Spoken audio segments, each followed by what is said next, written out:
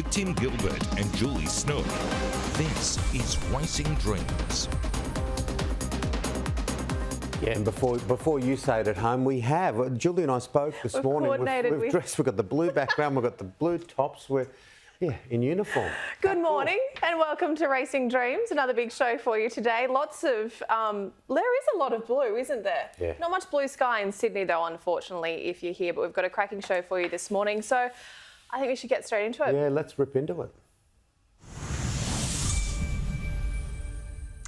A groundbreaking deal, the champion trainers and a star on the rise. We meet Everest contender, Mcewen. Could the trainers of last year's Golden Eagle winner be eyeing off a tilt at the Everest? I head down south to catch up with I'm Thunderstruck's champion trainers. And horsing around the harbour side with Aussie. We'll tell you why this old grey wandered into Sydney's Woolloomooloo. We've both been down there a few times and he's not the only grey to wander in. No, you talk about China doll, aren't you? And yeah. Stick around for that one. You could eat your body weight down there. All right, well, the duo of Danny Williams and his gallant gelding Shelby 66, they provided us with the story of the Sydney autumn. Now they are back and today saddle up for the first time this spring in the Concord Stakes. Yeah, Danny, it's a road that I have travelled along many, many times from Goulburn to Sydney. Started at Hits and Memories 2GN 30 years ago as the round mound of sound. How is the journey going, my friend? Wonderful, Tim. Good morning, Julie. Yes, very, very happy with the horse, Tim. Well, that's exactly what we want to hear. It is a soft 6 today, but I can tell you that the rain is continuing to fall here in Sydney. He's had a couple of trials. He's had a gallop on the course proper. How is Shelby 66 looking? Look, he's come up the best preparation he has ever come up. We've had not a drama this time around. Normally, each preparation we're dealing with one issue, then another. It's been such a really good ride so far. So we're hoping for the best today. He's a very fat horse, though. But he doesn't mind being fat. He's like a few of... I put myself into that bracket at times. But he's a big unit, isn't he? He's quite unique. And you have to train him in that way, Danny.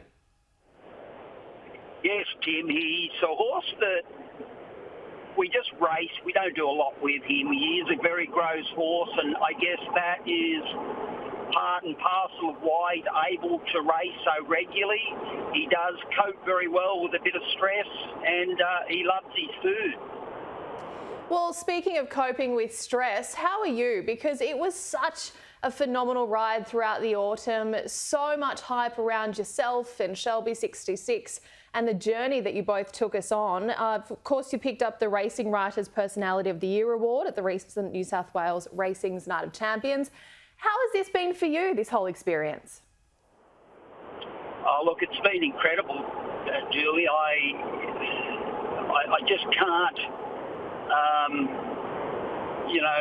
wouldn't have thought anything like this could have ever happened to me in my part of my life, and we're now really just starting to absorb what he's accomplished, this horse. It's been an amazing feat from a Class 2 horse within 4 weeks of being a Group 1 winner, and the journey continues, picking up the Personality Award and the horse getting the Country Championship Country Horse of the Year. So, look, it's just been an absolute journey for us, and we're hoping that journey continues today. Well, how do you think it'll go today? How do you think the race will go, and will he win?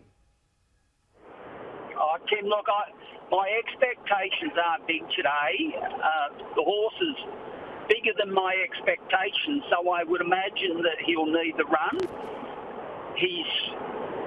Last couple of trials, he's improved immensely with fitness, but there's nothing like racing, Tim, to get him to where we want him, and I would expect that he's going to need the run today, and whatever he does today and his next start, there could be 6 to 8 lengths improvement in this horse. He's really going to benefit by the run today. We're just hopeful that the horse is going to be competitive and doesn't disgrace himself. So ideally, what does his path look like this season? We're hoping to get a run in the shorts in 2 weeks' time. It's going to be an absolute star-filled race. We're hopeful of getting a run in that. He may not be a high enough benchmark horse to get a run, but that is our next aim, is to run in the shorts, and then in the Sydney handicap. Would be nice to get an Everest spot, but we're only dreaming at this point in time. As interested as I am in Shelby 66, I'm even more interested in another horse that's travelling with you from Goulburn to Sydney. I have a small share, of course, in Prince Nakoni. He's in race 1, the Highway. He's drawn the car park, but he does have Tim Clark on board. As much as Shelby wants the rain, old Prince doesn't. What do you think? That's right, Tim. We wouldn't like it too wet. We're lucky enough that we are in the first race. I don't see the barrier being a huge obstacle for him. He'll go forward. I expect to see the horse in the first 3 or 4. He's done very well since his last run. As you may be aware in our emails, we rode the horse a little bit wrong the other day. We tried to take a sit and we should have went forward. The horse choked down. So I'd expect to see Tim take the horse forward today, and if it's not too wet, I give him a really good show. Well, before we let you go, Danny, and continue on your journey to Randwick, you just touched on it very briefly, the Everest. You talked about the Everest at the height of the autumn and the excitement. Has there been any Everest chat? Have you been approached by any Everest slot holders? No, we haven't, Julia. The horse needs to put his hand up in the next couple of starts, and it's going to take him a couple of starts to get fit. So not at the moment. We haven't had any bites or any interest, but this is what dreams are made of. Oh yeah, well you've had a few of those come true. Racing dreams, and that's what our program is, and that's going to go straight in our highlights reel, even though you're on the phone. Danny, travel well, all the best today, have a great Saturday. Wonderful, thank you very much. Thanks, Danny. Now this year's been a groundbreaking year in so many ways. I love this deal that John Massara from Arrowfield and the Star have done with Marzu, because Marzu will be very good this year for the Everest, but next year, if everything goes right, will be the favourite for the Everest. Yeah, it's an interesting approach, and we've seen it sort of play out as well with Lost and Running. He's been signed up for a second year. And in terms of Marzu, the 3-year-old has won his past 6 starts, including the Doomben 10,000. He is trained, of course, by Everest-winning duo Peter and Paul Snowden.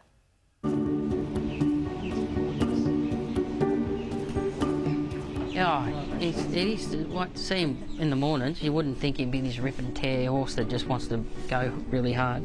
This is Marzu, racing's rising star, Peter and Paul Snowden's secret weapon. Early on, he was a little bit of a, not a rogue, but just hard to deal with.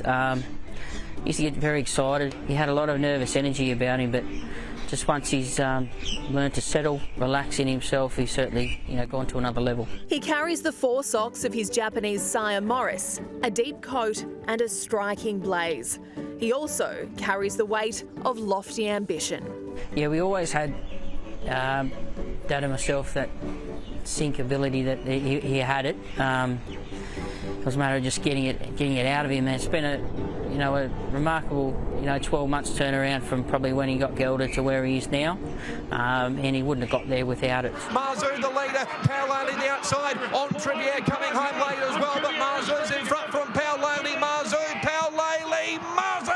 Marzu's won the 10,000 from Paolele. Look, it's been a very good preparation, let me tell you. It's a lot of work that's gone into him. It means a lot when you're going through these patches with these horses, and you know just how much ability they do have. It's good. There's a lot of work goes behind the scenes with a horse like this. The announcement of his Everest slot over 2 years through the Arrowfield and Star concept was added pressure, I suppose. He hadn't ticked that Group 1 box yet, and it was revealed sort of two or 3 days out from memory.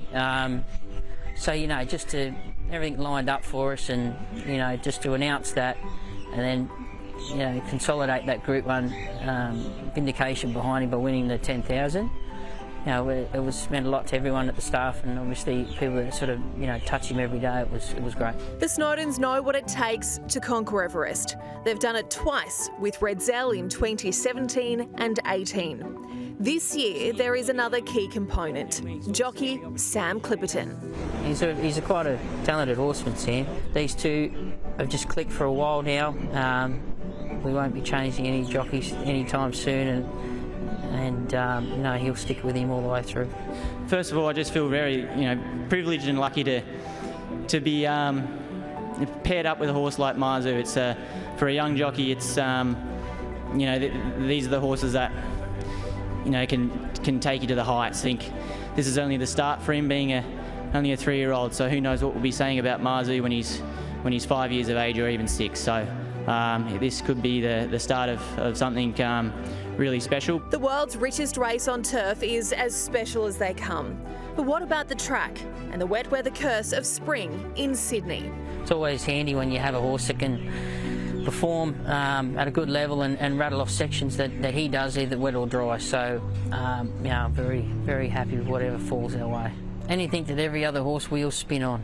That's pretty much a perfect track for him. So, just how good is Mcewen? Yeah, I think we're going to learn that in the next 6 to 12 months of his life. I think he's only going to get better. Everything's changing. The horses are getting older, and he's the young one coming through. So, all means he's not there yet, and he needs to improve to prove himself. But I think he can. The very attractive son of the beast from the east, Morris Mcewen. What will happen? Stay with us because I catch up with champion trainers Mick Price and Michael Kent Jr. I'm thunderstruck. Could it go from the Golden Eagle to the Cox Plate? We'll see you soon. Welcome back to Racing Dreams. Let's go live to Royal Randwick this morning for City Tattersalls Club Cup Day, and that is where we find Australian Turf Club's Executive GM of Racing, James Scott Ross. Good morning to you, James. Good morning, Julie. Good morning, Tim. Hey, James. Spring is here. A little bit of precipitation, though. Tell us. Look, it certainly is. We've had probably 5 mil this morning, but obviously had very little overnight. We just had a downgrade to a soft 7. However, the track's, I think, held up really well. We've got an amazing card of racing, and it really does signal the start of spring this race day. So I think everyone looking forward to it at Royal Randwick. How is the team feeling? Because we've come off the back of a tumultuous couple of years, to say the least. It's been up and down, and the good horses, they're back. It all starts today. Spring is here, and we are in for a very long spring with some sensational racing on the cards. Look, we are. I think everyone was really buoyed by the return of so many good horses 2 weeks ago in the Winx Stakes. Our crowds were up that day. It signalled a lot of positivity about this spring. We've got an amazing 10 weeks ahead of us. I think $66 million in prize money delivered across the Spring Carnival. I think $21 million, a record number across Everest Day this year. So, and I think we're so fortunate at the moment in Sydney racing. We really have a great bench of world-class trainers and jockeys, but the set of horses we've got is second to none. You know, you're seeing world champions in their category. You've got Nature Strip, who's crowned Sprinter of the Year just recently. He'll be stepping out shortly. Only just had a trial this week. But to see so many other great races form around the Everest this year, I think it's a really exciting time in Sydney racing, and we'll see some of those stars today. Yeah, absolutely. Eduardo, a short price favourite. Later in the day, we're seeing Masked Crusader, Zaki today. So many. Shelby 66, this fantastic story of Shelby 66. What about some of these international horses? Yes, look, I think that the Carnival continues to grow in interest, and the Golden Eagle this year will be a fascinating mix of horses. We're going to have horses from our classic generation of Converge and Artorias taking on some overseas horses. We've got Light Infantry, who was amazing a couple of weeks ago in the Prix Jacques Leroy at Deauville. He also ran second to another filly of Aidan O'Brien's, who's indicating she'll come, a filly called Tenebrism, who picked up the Prix Jean Prat early in August at Deauville. So we've got this great mix of European and Australian horses taking each other on this year. Those horses are rated in that Group 1 category around 115, so we've got a lot of quality there. And equally, we've got a number of other one-way horses which are coming to Sydney trainers. horses coming to Chris Waller, Annabelle Neesham, potentially Chris Lees. All those horses will complement not only the Golden Eagle but some of those other leading races around the carnival. The Rosehill Gold Cup's become a real feature, one of our newer races, and the Five Diamonds in particular, a $2 million race for 5-year-olds.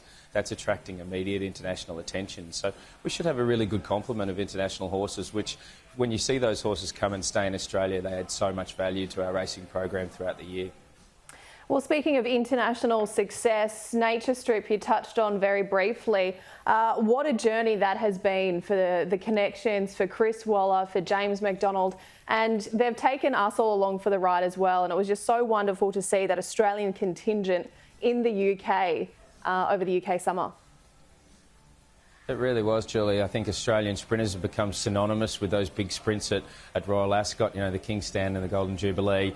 To see Nature Strip go there, be so devastating, defeating British sprinters by 5 lengths, I think not only affirmed our position in world racing, but it added so much to that carnival. And that's really why at the Australian Turf Club we've got the objective to globalise our feature races, because working with some of our international wagering partners, but also an international tourism audience, it adds so much to that carnival. And Chris and James and Rod Lyons and that entire team had an amazing trip. They've come back, they've become advocates of what's happening over there, and you'll have a lot of people coming to Australian racing to see Nature Strip now, and this could be a vintage Everest to see classic legend, one of our favourites here at the ATC, returning against a winner like Nature Strip. As you said, you've got the emerging horses like Marzu, who has a great profile for the race. It's going to be really exciting this year. And there's great opportunities for country horses as well. I'm going to head out to the Bathurst Cup in a couple of weeks and bring some pictures back from there. The big dance, the little dance, Cozzy. There is. That's right, Tim. I think it cuts across all sections of our program now. The new races for horses at all levels, and I think the big dance, which will feature here on Melbourne Cup Day, attracting horses to run in the country and then come back, or equally horses which are country trained to come into the city. That complements a race a couple of weeks earlier, like the Kosciuszko. So there's so much out there for owners at the moment, and it's a great time to be investing in New South Wales racing with that $30 million prize money injection back in July. I think it's a really exciting time for owners and all participants in Sydney racing. Yeah, well, speaking of owners, the winning owners experience has just got better out there. It has. As a club, I think we've been investing in a number of experiences for our stakeholders, but certainly having a new winning owners room at Randwick is going to really help those larger syndicates. We see so much happening in the ownership space in Sydney racing. It's a key area of our focus, and you know, we've got advancements in areas such as micro-ownership.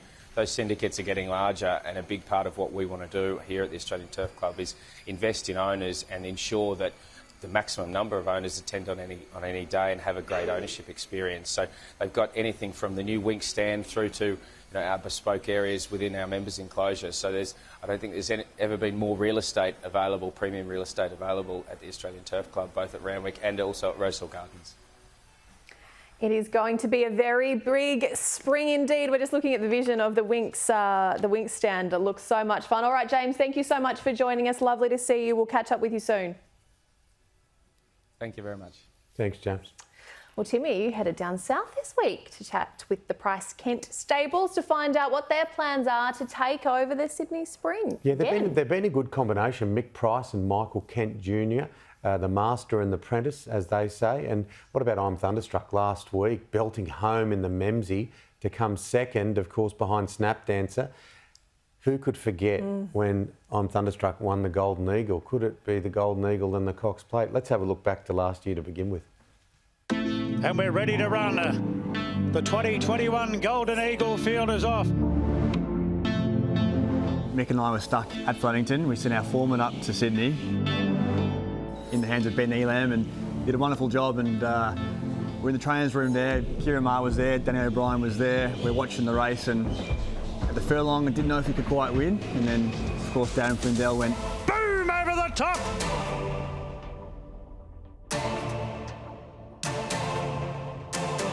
I'm Thunderstruck got up to win the Golden Eagle. I hoisted Mick up, and Mick had just come back from a motorcycle injury, and hoisted him off the ground when the horse crossed the line, and Mick was almost in tears. Oh. One more rib, didn't matter. You had a broken rib? I had a couple. That was a great win, wasn't it? Yeah, it was, and look, it was opportune for 4-year-olds, obviously, and set for it. So as far as a return to owner thing, I know there's a bit of Sydney versus Melbourne stuff, but look, what do? You know, we're here to get the best return for owners that we can, and if we have to go to Sydney or Queensland or wherever we have to go, Adelaide, then we go. And you know, for a race worth that much prize money to be restricted to 4-year-olds was absolutely, you had to be there. Yeah, I mean, if you've got a good horse nowadays, the opportunities are endless. So it's fantastic for us. We've got a few now in that sort of calibre that we can start to plan going Melbourne or Sydney, and it gets tough, where do you go? But it's a good problem to have. Jacquinet's someone you're going to take to Sydney? Well, I think his program suits better, and he's not a Group 1 winner at the moment. So if he can go in the Golden Rose and then come back for the Caulfield Guineas, it gives him 2 opportunities. And he's a travelled horse, albeit that he's only had 5 starts. He's also a horse that's a little bit lighter frame. So he'll probably go from winning first up in the 1200 to the straight into the Golden Rose. I think there's a trial at Randwick on the Tuesday week prior. He's probably not a great wet tracker, but he handles Sydney well, and he'll go in 4 weeks between runs. What about Elation on Saturday? The finish isn't what you wanted. You were talking a few weeks ago that it could run the same program as he did to go on and win the Golden Eagle. Well, he had a malfunction, didn't he? You know, he did have some sort of breathing abnormality, which we're investigating at the moment.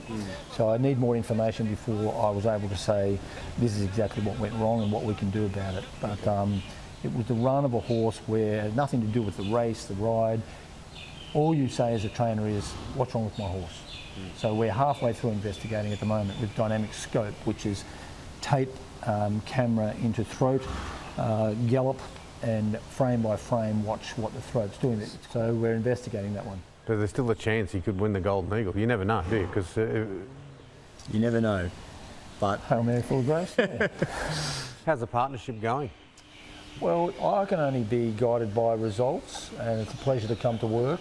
We've got a very happy stable, and when you say how's the partnership going, you know, I'd say it's fantastic. Is it Oscar and Felix? Is it the odd couple, or is it? How does it work? I think it's the master and the apprentice. I like that. 2 Felixes, mate. 2 Felixes, both particular. No Oscar. I'll be the Oscar here.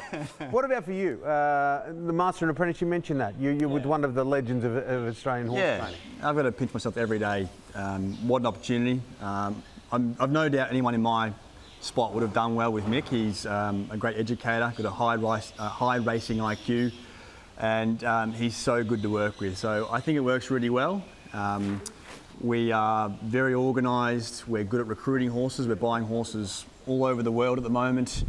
And, you know, you have to say that the results are really good. So it's very exciting.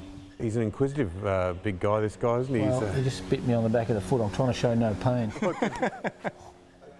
Do you still feel the wonderful rush of the win? Like, I know that he didn't get the win on Saturday, but it was an amazing finish.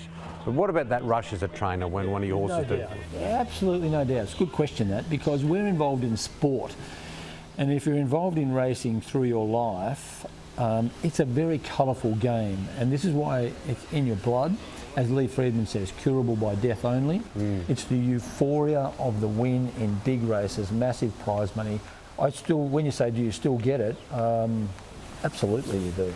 Yeah, we deal with disappointment every day in this game, but the highs are extremely high. You can't, I think unless you're an elite athlete, you can't replicate that feeling that owners get, or that our staff get, or that we get for winning big races, and there's nothing quite like it.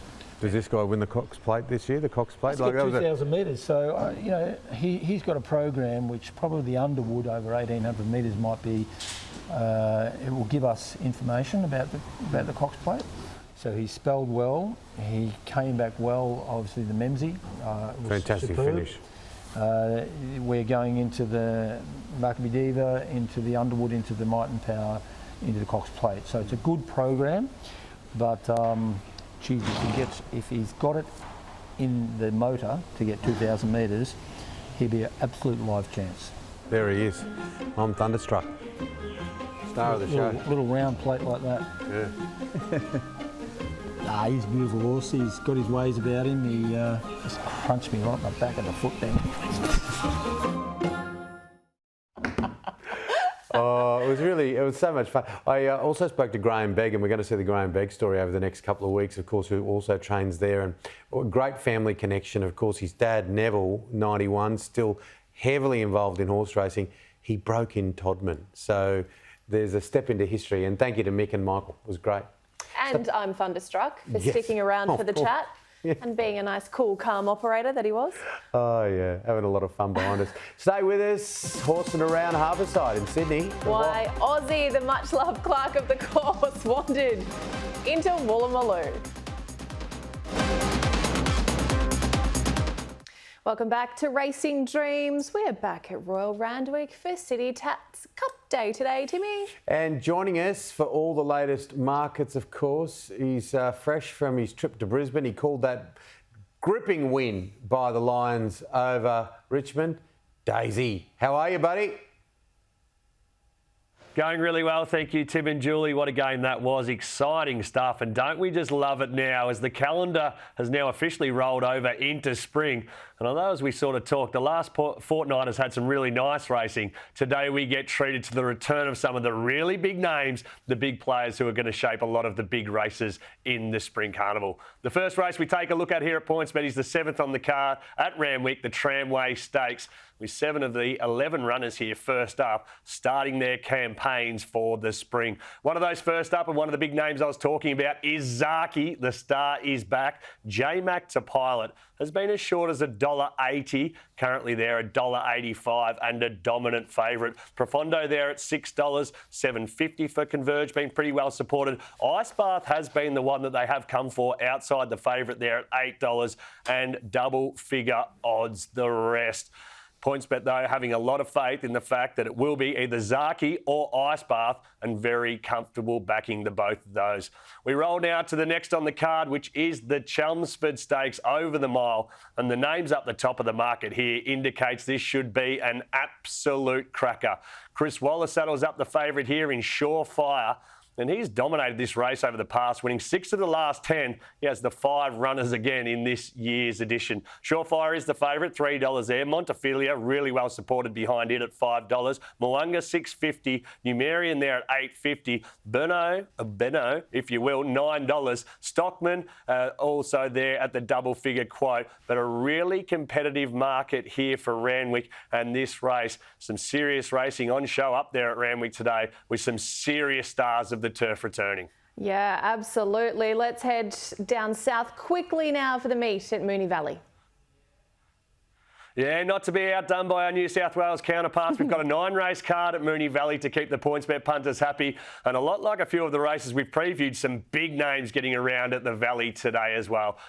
Let's take a look at the 4th on the card. It's the Feehan Stakes, Group 2, 1,600 metres, weight for age. We see Mr Brightside, a short-priced favourite. Only starter here who's had a run within the last 5 months, and punters thinking with even luck it looks a complete moral. $1.85 if you like him. Earlswood being the other one they've come for at $3.70. Inspirational Girl, $5. $9.50 there for the star that is Spanish Mission, and Sound there, the outsider, at $29. Small field, tight track, strange things happen, but the punters happy to roll with the fave. The next race we take a look at is the 5th on the card, the Mcewen Stakes over the 1,000 metres. Group 2, weight for age. Really nice field assembled. Coolangatta is an easing favourite here. 3-year-olds have only won the race twice in the last 20 years. So $2.30 going a little bit easy there. $5 in the Congo, well supported. Zoo Style really well supported at $6, as is Rothfire. Away game as well. Nibbles everywhere there. So the PointsBet punters happy to back a few. If you are going to have a bet today, download the PointsBet app. Only takes a minute of your time. You get access to all those races, features, and many, many more across your weekends. Racing action.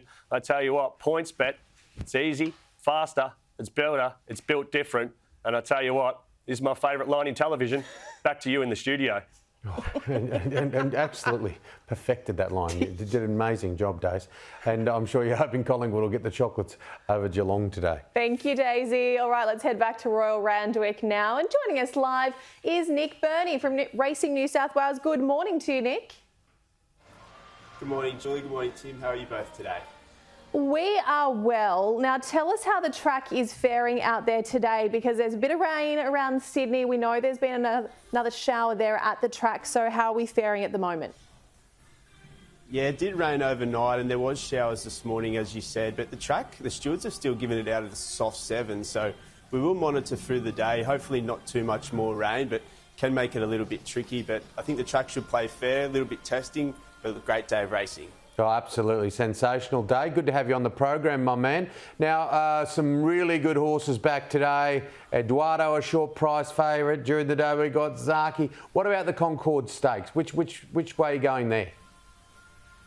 I'm going with Eduardo. He's come back a 9-year-old. Joe Pride looks to have him in just great order. Trialled well, maps beautifully, goes forward with prime candidate. I think it'll be hard to run down. Horses like Mars Crusader and Andermatt will be chasing him down late, and don't forget Shelby 66, the Colt Hero, the country trained horse. But I can't go past Eduardo even at the price. This is the first leg. The Concord is the first leg of the new Sydney Sprint. Nick, can you just talk us through this Sydney Sprint series? Yeah, it's another great initiative by Racing New South Wales, with Sportsbet sponsoring the race with a $6 million bonus. Now, to put it in short, it's 6 feature sprint races over the Spring Carnival. Each of the horses will be allocated points relative to their finishing position, and by the final event, the horse with the most points will be crowned the winner and another share of great prize money. Beautiful, mate. OK, what are some tips from some other races? We've got everyone with their pens and pencils and their paper ready. They want to find some winners with all care, no responsibility. The Darley Furious Stakes Tramway. Which way are you going? Chelmsford? I'm with Paris Dior in the Darley. I think just another horse who will just have that tactical map advantage over its rivals. Went out on a really good win, and Peter and Paul Snowden have said they're going to see how it goes today, and it might step out to a flight stake, so they might be worth having a ticket on it before they race today, so a nice double figures futures bet there. And then in the Tramway, I'm going with Zaki. I can't get away from him. Marked him even money. Think it'll be hard to beat. Go forward again. But Profondo, very nice horse. But they're my 2 main bets in those feature races. And before we let you go, it is the last weekend for tickets into the Cosy Sweepstakes, of course, the world's richest race for country-trained horses. How do punters get involved? This is such a fan favourite. Yeah, it finishes Wednesday, the 7th of September, so that's next Wednesday. Father's Day tomorrow, so that's a great little present for all the dads out there. And I think it's go to the tabs on your tab app, clubs, pubs, or even if you're out at the track today, just ask around. You can grab a ticket. $5. It's pretty good value to win a share of possibly $2 million. I think that was Nick's tip of the day. Father's Day tomorrow. Cosy ticket. Yes. I'm pretty sure I did that last year for Dad. Happy Father's Day, Dad. You know what you're getting this year? Well, hopefully Prince Nakoni can win the highway in race 1 and be right up there, and someone will get it for the Kosciuszko, and away you go. Nick, thanks for joining us, bud. Yeah, thanks, Tim. Thanks, Julie, and good luck to all the punters. All right, well, it's not every day you see a thoroughbred like this anyway on the wharf at Sydney's iconic Woolloomooloo. But you might have seen just that this week, because the ATC is pairing up with the iconic China Doll restaurant for the upcoming Everest Carnival. Timmy, we do love China Doll. Oh, absolutely. Guests attending the Manor by China Doll will enjoy stylish trackside hospitality by award-winning executive head chef Frank Scheck. On the menu, China Doll's iconic Asian-infused flavours and creations, including Australian Wagyu and premium sustainable seafood. Is it making you hungry? Along with a bit of Moa and Shandong, the Manor will be located within the estate. So this week, much loved Clark of the course, Aussie, went down to the wharf. I think Aussie had a couple of carrots. But Aussie wasn't treated to the fine dining experience that you can expect in the Manor this year, but it hospitality has been absolutely incredible. It's sold out in record time this year for Everest Day. So the ATC has now announced some new hospitality experiences, including the Botanic Spring Garden Party and the trackside chalets. But I am a bit of a fan of China Doll. What's your favourite? Absolutely. on the menu? I don't bar much, as you can see. I don't bar much. I'm a duck pancake. Oh, duck pancake. They are Could eat so my good. body weight in duck pancakes. We're being told to move on. Okay. Stop talking about food. Stay with us. We've got plenty more to come. Aussie entertainment icon Kerry-Anne Kennelly tells us all about this year's Everest fashion lunch that is coming up Back to on food. Racing Dreams. Mark it in your diaries. October 6th, the Australian Turf Club is celebrating the return of the Sydney Everest Carnival's fashion lunch. Now this is a lunch. Fine dining and high fashion combined while raising funds for Spinal Cure Australia. And Aussie entertainment icon Kerry-Anne Kennelly is this year's Women of Influence guest speaker.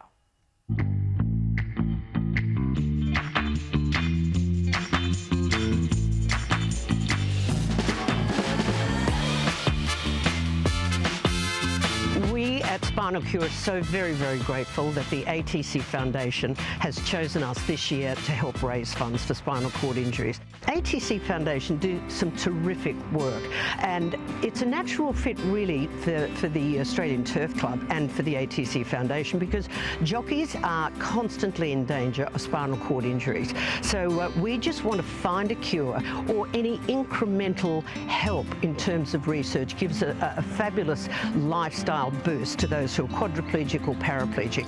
I haven't actually been to a lot of stuff like this, so I'm super excited about having the opportunity to go and to meet everyone there and to really sort of put it out there that, you know, I'm sitting there in a chair, but I'm just the same as everybody else.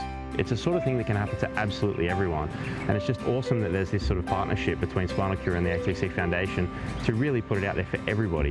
Really, the big thing is Project Spark. It's a project that Spinal Cure is funding, and it's world-leading research to actually go out there and provide a solution to a spinal cord injury. So there's multiple different ways that you can sort of do it, and you can either sort of put the chip on the spinal cord, or you can do the non-invasive. You can put sort of the sort of pads and the chips on the outside, and that's sort of the foundation that Spinal Cure is going towards.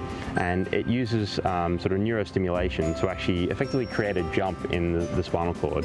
And it's the sort of exciting research that, you know, it feels like we're so close, it's just a matter of time. But realistically, it's the sort of thing that can make such a big difference for me and for the 20,000 other people in Australia that have a spinal cord injury. When Spinal Cure was founded some 25 years ago, a cure was considered an impossible dream. But today, it's not a matter of if, it's a matter of when. It really is a matter of funding. And our partnership here with the ATC Foundation, the Everest Lunch, is a huge boost not only to the funds that we are raising for the research, but for the awareness in general. As a guest speaker, because I was hoping somebody would just ask me questions, so I'll open it to everybody in the room. Whoever wants to ask me a question, I'll be there. So this lunch in October is going to be so fabulous. We've got beautiful people, beautiful men, beautiful women dressed up to the nines, having a good time. What else do you need? Yeah, I absolutely love the Caxter. Good morning. It's where I started a lot of my TV work 20 odd years ago, doing the sport on Kerry-Anne's morning 20 show. years ago? Yeah. Really? Well, I started a lot longer than that, but yeah, that's where I sort of started to get some sort of... It is a fabulous lunch, and Kerry-Anne Kennelly is obviously a fabulous host, and it is for a fabulous cause. But we will see many of these events roll out over the coming weeks for spring here in Sydney. And if you can manage to get a ticket to any of these lunches, they are hard to come by. But a great charity as well, fantastic charity we see there, and that's the sort of work that the ATC Foundation does and gets involved with, and it's grown over the past few years. We've seen them up front and centre around bushfires. We've seen the ATC Foundation up front and centre around the flooding up north. So great to see people in racing and organisations doing good work. I know that there's lots of talk about winning and all good food and stuff, but there is that wonderful air of benevolence in this industry, which is fantastic. So Spinal Cure Australia, that is the beneficiary of this year's Everest Fashion Lunch. Ed Cummings is also the trainer. Ed Cummings, the trainer, he is also an ambassador for Spinal Cure Australia, who are doing some sensational work. All right, well, let's get to the very latest on today's racing at Royal Randwick. And of course, we turn to our resident tipster, Brad Gray. Good morning to you, Brad. The rain is coming on down. Yeah, good morning, guys, and all the viewers out there. You're not wrong, Jules. We're just under a tin roof here, and you can probably hear it belting down at the moment. It just picked up a little bit, so we won't let that dampen our enthusiasm for what's going to be a fantastic day's racing at Randwick. I don't really know where to start. We've got the headliners, of course, with Eduardo and Zaki. Can't wait to see those both return. A few Everest credentials potentially go on the line. We get to see Shelby 66 again. What does Andermatt do first up? And then you throw into the mix, of course, the fillies. She's Extreme's there, Paris Dior is there, and that's a race the Furious Stakes will go through in a little bit of detail in good time. But right across the day, there is just so much interest. Yeah, you've got a quintessentially Australian shot there too, with the tin fence and the people next door. Let's hope no one gets up to anything in that bathroom behind you. But I've got the Hills hoist. Yeah, I've got the Hills hoist as well. There. Shot of that. So it's all happening. It's all happening in Engadine, Sydney today. Now let's isolate. Let's start with the Concord. Tell us about it. Yeah, the Concord Stakes. So Eduardo at the moment is your favourite, and rightly so. I know that Nature Strip sits on the throne as the best sprinter in the country and arguably the best sprinter in the world at the moment. But I think Eduardo probably is half a shout in terms of saying he's the best sprinter we've got over 1,000 and 1,100 metres. So that goes on the line to some extent today. Him and Nash Willa, isn't it just a match made in heaven? They're both as tough as old boots. They'll get out in front, they'll get rolling, and they'll just dare their rivals to chase them down. There has been good support, though, for Andermatt today, which is interesting. He's a horse that is 4 from 4 first up, so he goes like a rocket when he is produced fresh, and he's another one that the wet track holds no fear. So I am tipping Eduardo, but as the market does suggest, don't be surprised to see Andermatt potentially put up his hand as a potential Everest candidate, because we know that Godolphin do have a slot. Yeah, what about Malkovich as well? Trialled very well. Björn Baker is saying that he's just very relaxed and he's come back better than ever this spring. Yeah, well, he's a speedy horse, isn't he? His record speaks for itself. So I think he has to go up another level against some pretty hard heads who have been competing in these Group 1 stakes for a while now. But what you see is what you get with Malkovich. He'll ping to the front. I think there's some intent in terms of the setup. He's had a couple of trials. He'll be nice and fit, and it'll be a matter of catch me if you can. So if they don't give him his due respect out in front, there is half a chance that he runs a cheeky race here. What about the Darley Furious Stakes? Yeah, the Furious Stakes. Now, this is an interesting race. The market says it's pretty competitive. Now, I've gone the way of North Star Lass for Gay Waterhouse and Adrian Bott. I think we're getting about $7, $8 at the moment. I think that's fair enough. She was very good in the Silver Shadow first up. What we'll get with her is just an on-speed run. Now, outside of her, I can't see a lot of speed on paper, so Tim Clark will take her to the front. And if they all just stack up in the middle stages, I wouldn't be surprised to see her run a cheeky race from up on top of the speed. So much respect, though, for She's Extreme. She was one of the standout 2-year-olds. She was always a big tank. She looked more like a colt when you saw her in the yard as opposed to a filly. So she's drawn a little bit tricky, but with this deteriorating track, maybe that's no disadvantage. So I have got North Star Lass on top, albeit She's Extreme is one there that's right in the mix as well, especially on these heavy conditions. What about the Tramway Stakes? Can anything get past Zaki? I don't think so, guys. He's too good, isn't he? He's one of the best horses we've got in the country. He was a winner of this race 12 months ago. Since then, he's won a couple of more Group 1s. He's won an All-Star Mile, a couple more Group 1 placings. So he sits at the top of the tree as far as where he sits in this race and across Australia in terms of his rankings. Wet track, fine. Lost a bit of speed in the race this morning with Prime Candidate coming out. So he'll just park up in the first couple. I imagine J-Mac takes bad luck out of the equation. Just ride him like the best horse in the race, and he should take care of the rest. Profondo, I think he's returned well. He was good in the Wink Stakes first up. I don't think a wet track is to his liking, and then you can throw Converge into the mix as well. He's a Golden Eagle contender. He'll be better as he gets deeper into his campaign. So you don't need me to tell you that Zaki's hard to beat. I think he's $1.80, but he should win. The Chelmsford? Chelmsford, now this is not a straightforward race, is it, Tim and Jules? I don't know where the speed comes from, so it's a tactical little affair. I've gone the way of Surefire. He was great first up.